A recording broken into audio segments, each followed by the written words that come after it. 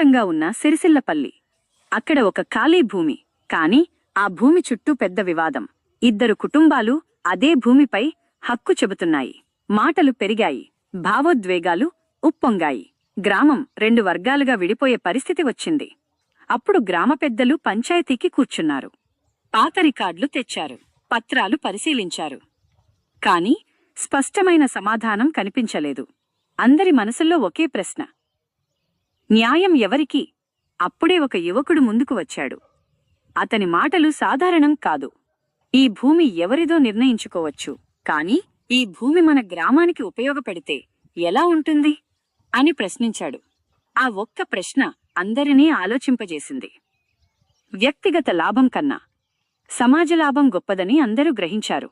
కొన్ని క్షణాల నిశ్శబ్దం తర్వాత పంచాయతీ చారిత్రక తీర్పు చెప్పింది. ఆ భూమిని గ్రామ అభివృద్ధికి వినియోగించాలి.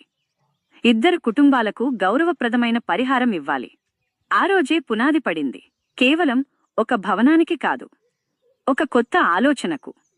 గ్రామ ప్రజలు కలిసి కట్టుగా పనిచేశారు. చెమటోడ్చి నిర్మించిన కమ్యూనిటీ భవనం పిల్లలకు చదువు నేర్పింది, మహిళలకు నైపుణ్యాలు ఇచ్చింది, గ్రామానికి కొత్త ఆశ చూపించింది. మునుపటి శత్రుత్వం ఇప్పుడు ఐక్యతగా మారింది. చేతులు కలిశాయి, మనసులు దగ్గరయ్యాయి.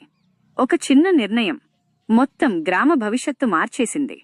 ఈ కథ మనకు చెప్పేది ఒక్కటే: స్వార్థం కన్నా సమాజం పెద్దది, వివాదం కన్నా అభివృద్ధి గొప్పది.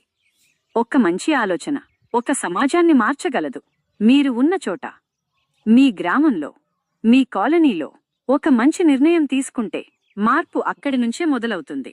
ఎందుకంటే న్యాయం, ఐక్యత, అభివృద్ధి ఇవి కలిసి ఉన్న చోటే భవిష్యత్తు